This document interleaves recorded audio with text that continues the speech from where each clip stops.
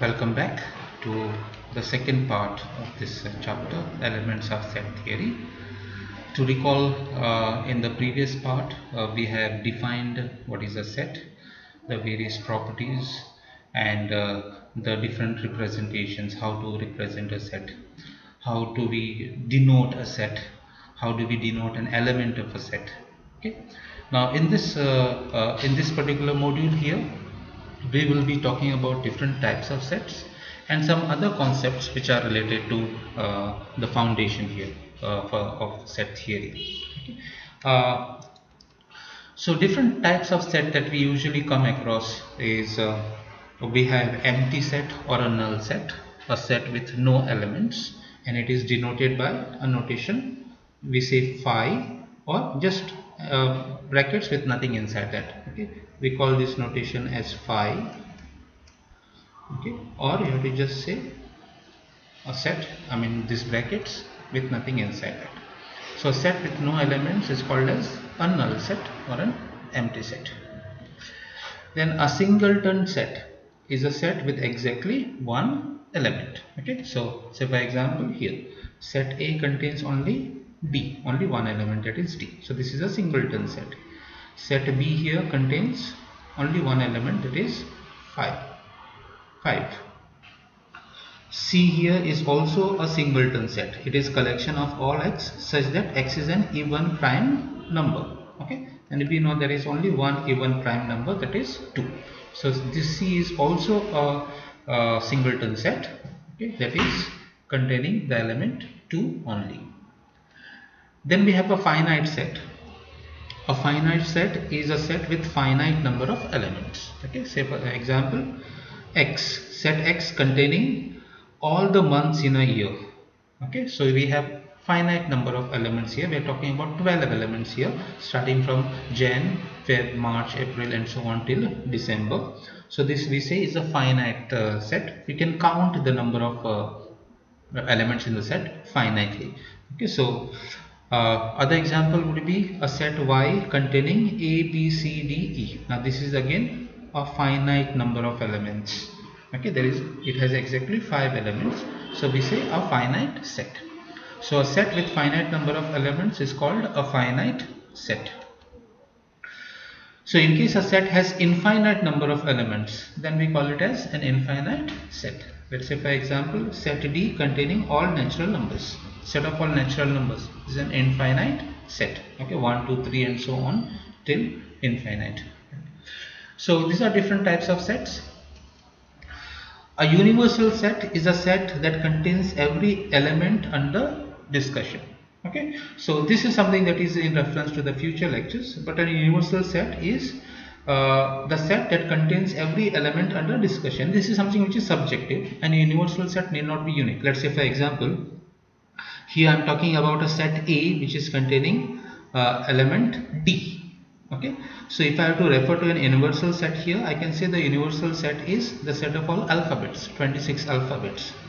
So universal set should contain every element that we are talking about.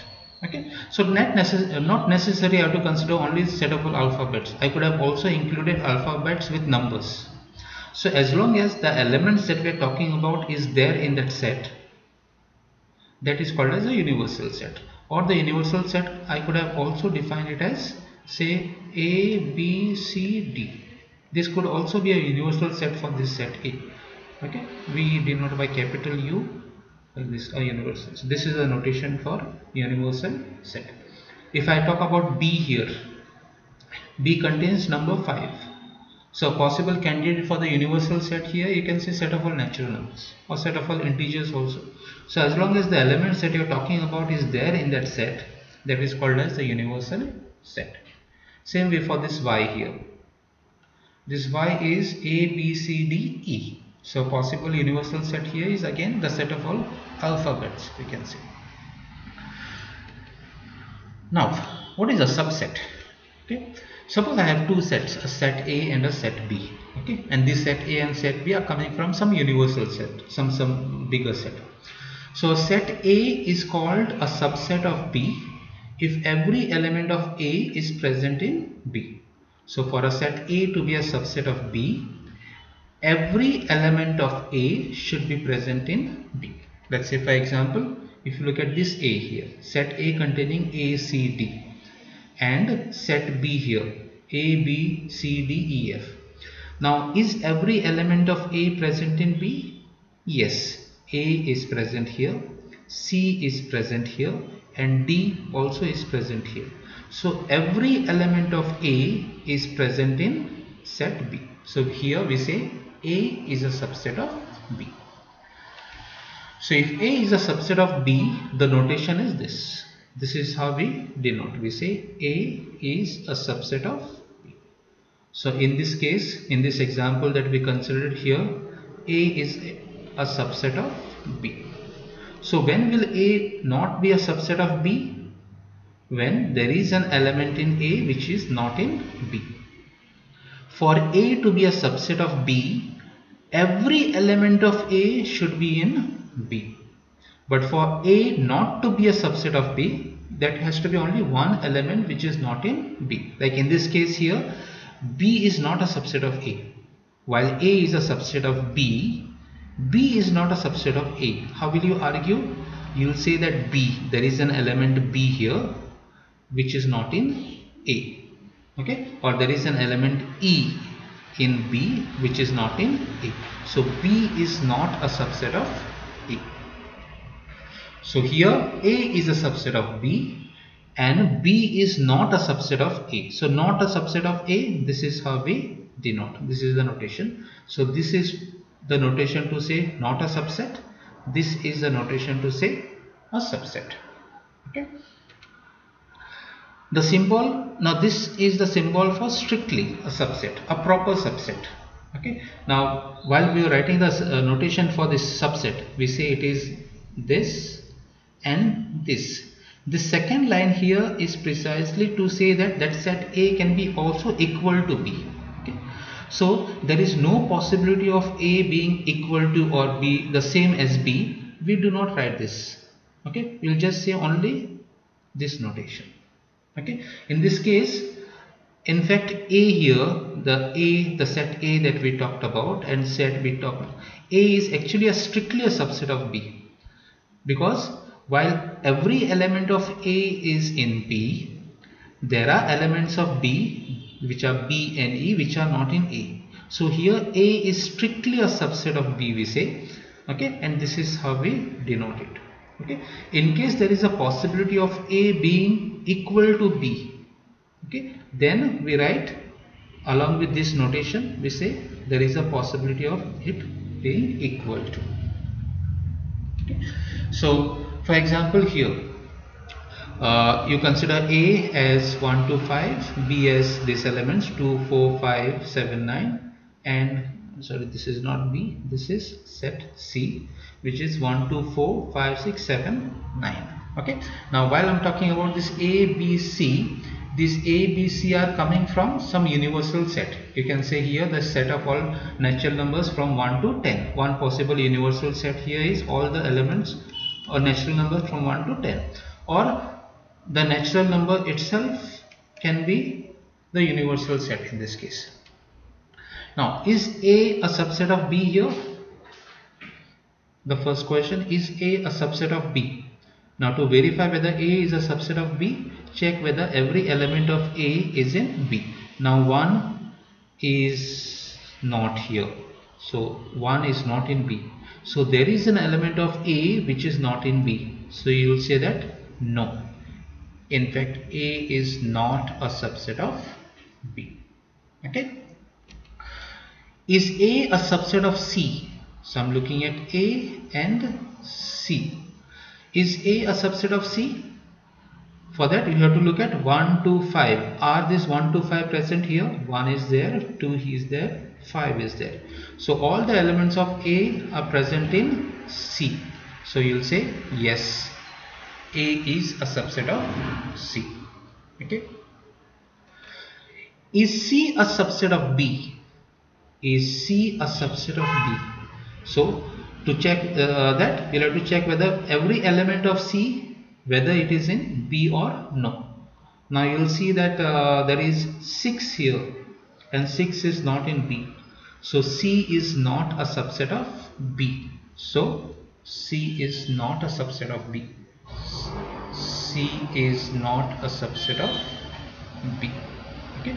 So to check whether A is a subset of B, I look at every element which should be present there, and to check whether A is not a subset, we check only for one element which is not there in that particular set. Okay. Is B a subset of C? Is B a subset of C? So I have 2, 4, 5, 7, 9. 2, 4, 5, 7, 9. Yes, every element of B is present in C. So you will say yes, B is a subset of C. Is B strictly a subset of C?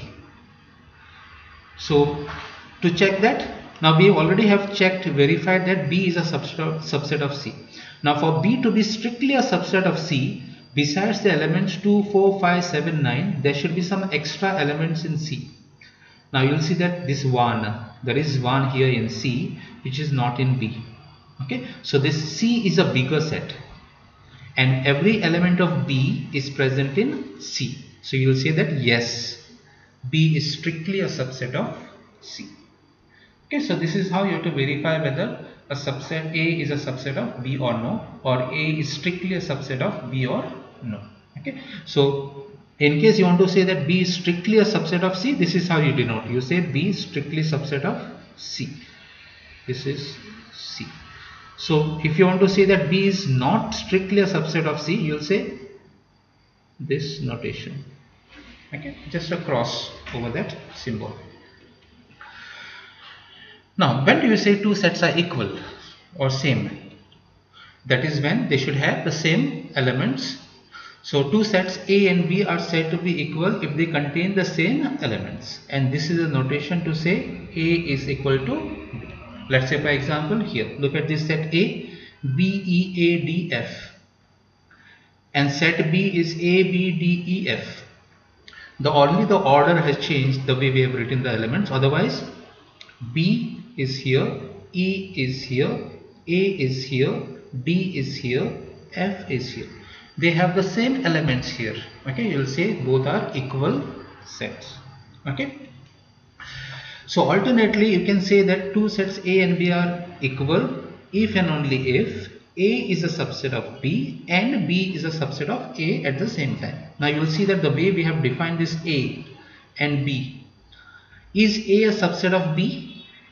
Yes, because technically by definition, for every element of A here is present in B. So by definition you will say that A is a subset of B. Is B a subset of A?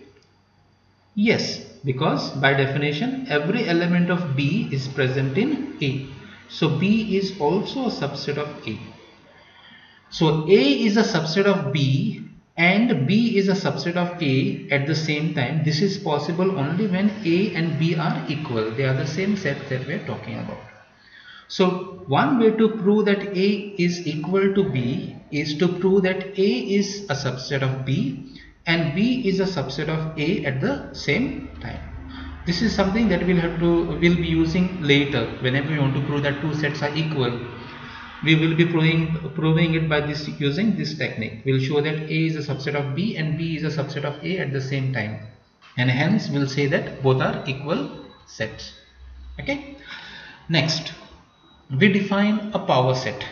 Okay. Now, what is a power set?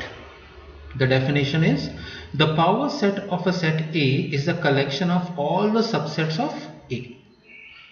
The power set of a set A is the collection of all the subsets of A. Okay, and it is denoted by this notation. This is a notation to say power set of A or P of A. Just P of A also is used. Let's say, for example, suppose I have a set A, set containing A and B. If I have to write down the power set of A, it will be the collection. So it is a set. Collection is the same as the set. So it is a set of all subsets of A. Now what are all the subsets of A? If I write down this set containing A, is set containing A subset of A? Yes. By definition, every element in this is present in A. Which are the other subsets of A? If I write down a set containing B, only B, now this is also a subset of A. Then set containing A and B, this is also a subset of A. Besides this, we have null set. Null set is also a subset of this. Okay. These are all the possible subsets of A. So I have basically collected all the subsets of A. This will be called as the power set of this set A. So to write down a power set of A, you should be writing all the possible subsets of that set that you are talking about. Okay. Let's say, for example, if you have set A containing A, B, C, and if you want to write down the power set of A, you'll have to write down all the subsets of this. Which are all the subsets of this set you can write down? One is the null set by default. Okay. Then you can write down set containing A. This is a subset of this. Set containing B is also a subset of A. Set containing C is also a subset of A. Then I can define the set as A and B. Set containing A and B. This is also a subset of A. Set containing A and C. Then set containing B and C. And set containing A, B and C. Okay. Now this is also a subset of that, because by definition every element in this set is a subset of is present here. So I have collected all the subsets of A. 1, 2, 3, 4, 5, 6, 7, 8. Okay, there are 8 subsets of A, and I have collected them all. So the power set of A is this set. Power set of this A is set of all these 8 elements or 8 subsets of A. Note that this set containing A here, if I look at this is a subset of A. Okay, so it is set containing A is a subset of A, but this set containing A is an element of power set of A. So set containing A is an element of power set of A. Note this difference, because we are writing all the subsets of A. These subsets are sets in their own way. So they are basically some sets, and these sets are subsets of A. Okay, and these subsets that I have written here are elements of power set of A. This set, okay, they are all elements here. So while we are referring to power set of A, these are all elements of this power set. While I am referring to set A, these are all subsets of the set A. Okay, so note that the elements of the set power set of A are the subsets of A. Hence, they are all sets in their own right. So this is how you should be writing a power set. Given a set A, you should be able to write down a power set of 8. Write down all the possible subsets of A. Okay. Let's say we have this set A containing A, B, C, D. I want to write down the power set of A. How will you write it? You have to write down all the possible subsets of A. One is null set by default, set containing A, set containing B, set containing C, set containing D, set containing AB, set containing BC, set containing CD, set containing AC, set containing AD, set containing BD, set containing ABC, set containing ABD, set containing ACD, set containing BCD, set containing ABCD. These are all the possible subset of this. So I have 1, 2, 3, 4, 5, 6, 7, 8, 9, 10, 11, 12, 13, 14, 15, 16. You will see that these are all the subsets of this set A. There are 16 subsets of A that you can write down. So while I am collecting them all, this will be the power set of this A. Okay, so given a set A, this is how you should be able to this is how you should be writing the power set of A. Thank you.